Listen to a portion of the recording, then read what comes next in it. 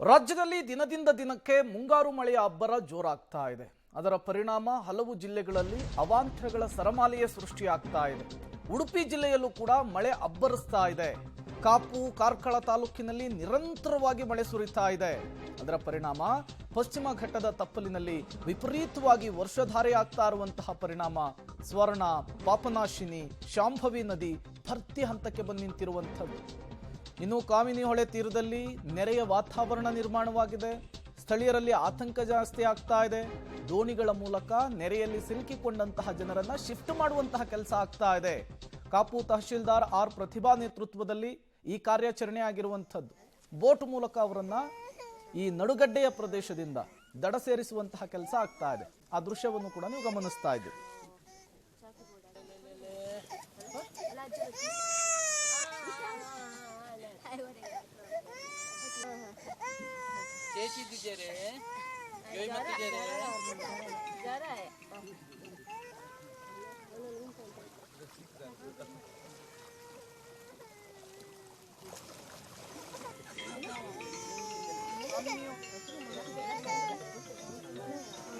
ಯಲ್ಲಿ ಸಿಲುಕಿಕೊಂಡಂತಹ ಸ್ಥಳೀಯರನ್ನ ಬೋಟ್ ಮೂಲಕ ಬೇರೆಡೆ ಸ್ಥಳಾಂತರ ಮಾಡುವಂತಹ ಕೆಲಸ ಆಗ್ತಾ ಇದೆ.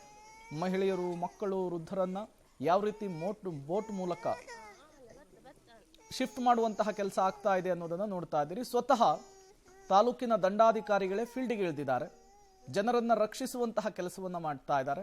ಬೇರೆಡೆ ಶಿಫ್ಟ್ ಮಾಡುವಂತಹ ಕೆಲಸ ಮಾಡ್ತಾ ಇದ್ದಾರೆ.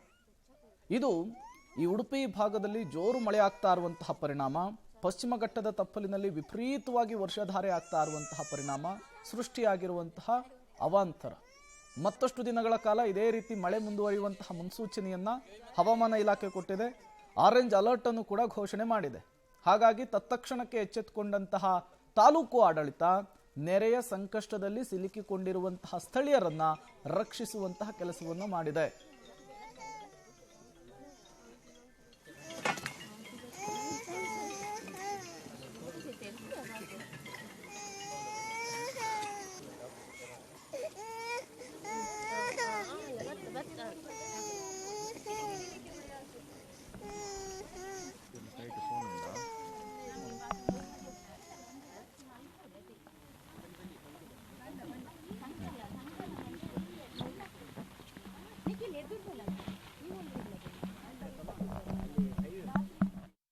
ಪಾದೆಬೆಟ್ಟು ಅನ್ನುವ ಪ್ರದೇಶದಲ್ಲಿದ್ದೇವೆ. ಇದು ಪಡುಬಿದ್ರೆ ಸಮೀಪದ ಕಾಪು ತಾಲೂಕಿನ ಪಾದೆಬೆಟ್ಟು.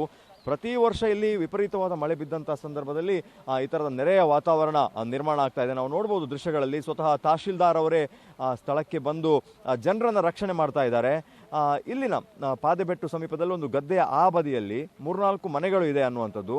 ಹಾಗಾಗಿ ಅಲ್ಲಿಂದ ಜನಗಳನ್ನು ಶಿಫ್ಟ್ ಮಾಡುವ ಕೆಲಸವನ್ನು ಮಾಡ್ತಾ ಇದ್ದಾರೆ. ಪ್ರತಿ ವರ್ಷ ಅಂದರೆ ಈ ಮಳೆಗಾಲದಲ್ಲೇ ಮಳೆ ಬಂದು ಇಲ್ಲಿನ ಹೊಳೆ ತುಂಬಿಕೊಂಡಂತಹ ಸಂದರ್ಭದಲ್ಲಿ ಆ ಮನೆಗಳಿಗೆ ನೀರು ಬರ್ತದೆ ಅನ್ನುವಂಥದ್ದು. ಹಾಗಾಗಿ ಸ್ವತಃ ಈ ಬಾರಿ ತಹಶೀಲ್ದಾರೇ, ಕಳೆದ ಬಾರಿ ಕೂಡ ತಹಶೀಲ್ದಾರ್ ಬಂದು ಇಲ್ಲಿ ಜನರನ್ನು ರೆಸ್ಕ್ಯೂ ಮಾಡುವಂಥ ಕೆಲಸವನ್ನು ಮಾಡಿದ್ದಾರೆ. ಈ ಬಾರಿ ಕೂಡ ಜನರನ್ನು ಅಲ್ಲಿಂದ ಶಿಫ್ಟ್ ಮಾಡುವಂಥ ಕೆಲಸವನ್ನು ಮಾಡ್ತಾ ಇದ್ದಾರೆ. ಹಾಗಾಗಿ ಆ ಮನೆಯವರನ್ನ ಮನವೊಲಿಸಿಕೊಂಡು ಮಾತಾಡಿಸ್ಕೊಂಡು ಬರ್ತಾ ಇದ್ದಾರೆ. ಯಾಕಂದರೆ ನೀರಿನ ಮಟ್ಟ ಇನ್ನಷ್ಟು ಹೆಚ್ಚಾದರೆ ಭಾಳ ಕಷ್ಟ ಆಗ್ತದೆ ಅನ್ನುವಂಥದ್ದು. ಹಾಗಾಗಿ ಅವರನ್ನು ಎತ್ತರ ಪ್ರದೇಶಕ್ಕೆ ಶಿಫ್ಟ್ ಮಾಡುವಂಥ ಕೆಲಸವನ್ನು ಮಾಡಿದ್ದಾರೆ.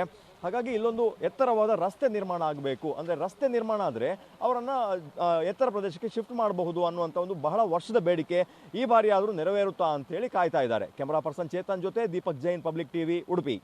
ನೆರೆ ಅಂತಲ್ಲ, ಒಂದು ಸಾಧಾರಣ ಮಳೆ ಬಿದ್ದಾಗಲೂ ಆ ನದಿ ಲೆವೆಲ್ ಅಲ್ಲಿದೆ, ಗದ್ದೆ ಎಲ್ಲ ಮತ್ತೆ ಬರ್ಬೇಕಾಗ್ತದೆ. ತಾವು ಕೂಡ ಅವ್ರನ್ನ ಕರ್ಕೊಂಡ್ ಬಂದಿದ್ದೀರಿ ಬೋಟ್ ಇಲ್ಲದೆ. ಹೌದು, ಅಲ್ಲಿ ಪರಿಸ್ಥಿತಿ ತುಂಬಾ ಚಿಂತಾಜನಕವಾಗಿದೆ. ನಾನಲ್ಲಿ ಮನೆಗಳಿಗೆ ಹೋದಾಗ ಮನೆ ಒಳಗಡೆ ಎಲ್ಲ ತುಂಬಾ ನೀರು ಬಂದಿದೆ. ಒಳಗಡೆಯ ಎಲ್ಲ ವಸ್ತುಗಳು ಜಲಾವೃತ ಆಗಿದೆ. ಪ್ರತಿ ವರ್ಷ ಕೂಡ ನಮಗೆ ಇದೇ ಪರಿಸ್ಥಿತಿ ಇದೆ. ಇದಕ್ಕೆ ನಾವು ಶಾಶ್ವತ ಪರಿಹಾರ ಅಂತ ಕಂಡುಕೊಳ್ಳೋದು ಕಷ್ಟ ಇದೆ. ಯಾಕಂತ ಹೇಳಿದ್ರೆ ನಮ್ದು ಕರಾವಳಿ ಭಾಗ ಇರೋದ್ರಿಂದ ಪ್ರತಿ ವರ್ಷ ನೆರೆಯ ಒಂದು ಪರಿಸ್ಥಿತಿ ನಮಗೆ ಒಂದು ಮೊದಲೇ ನಾವು ಸಿದ್ಧತೆ ಮಾಡ್ಕೊಂಡಿರ್ತೇವೆ. ಆದ್ರೆ ಸಾರ್ವಜನಿಕರು ಹೇಳೋದಂತ ಹೇಳಿದ್ರೆ ಒಂದು ರಸ್ತೆಯನ್ನ ಎತ್ತರಿಸಿದ ಪಕ್ಷದಲ್ಲಿ ನಮಗೆ ಈ ಒಂದು ಸಮಸ್ಯೆಗೆ ಸ್ವಲ್ಪನಾದ್ರೂ ಪರಿಹಾರ ಸಿಗಬಹುದು ಅಂತ ಹೇಳ್ತಾರೆ. ಖಂಡಿತ ಮುಂದಿನ ದಿನಗಳಲ್ಲಿ ಅದಕ್ಕೆ ನಾವು ಕ್ರಮ ವಹಿಸ್ತೇವೆ ಸರ್. ರಸ್ತೆ ಎತ್ತರ ಮಾಡಬೇಕು, ಹಾಗೆ ಬ್ರಿಡ್ಜ್ ನ ಒಂದು ರಿನೋವೇಷನ್ ಆಗಬೇಕು. ಆ ನಿಟ್ಟಿನಲ್ಲಿ ಜನರಿಗೆ ಪರಿಹಾರ ಸಿಗಬಹುದು ಅಂತ ನಮಗೆ ಮನವರಿಕೆ ಆಗಿದೆ.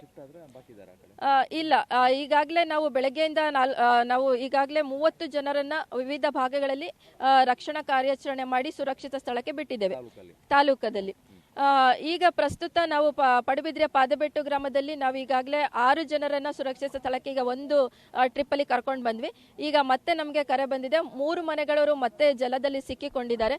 ಆ ಜಲಾವೃತ ಆದಂತಹ 3 ಮನೆಗಳನ್ನ ಕರ್ಕೊಂಬರಕ್ಕೆ ಈಗ ಮತ್ತೆ ನಾವು ಹೋಗ್ತಾ ಇದ್ದೇವೆ. ನಾವು ಇಡೀ ದಿನ ಈ ರಕ್ಷಣಾ ಕಾರ್ಯಾಚರಣೆಯಲ್ಲಿ ತೊಡಗಿದ್ದೇವೆ. ನಮ್ದು ಒಂದೇ ಗುರಿ, ಎಲ್ಲರನ್ನ ಕೂಡ ಸುರಕ್ಷಿತ ಸ್ಥಳಕ್ಕೆ ಕರೆದುಕೊಂಡು ಹೋಗುವಂಥದ್ದು. ಇದು ತಹಶೀಲ್ದಾರ್ ಅವರ ಮಾತು.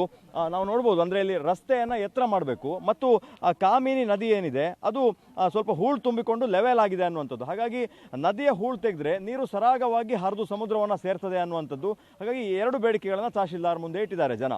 ಕ್ಯಾಮರಾ ಪರ್ಸನ್ ಚೇತನ್ ಜೊತೆ ದೀಪಕ್ ಜೈನ್, ಪಬ್ಲಿಕ್ ಟಿವಿ, ಉಡುಪಿ.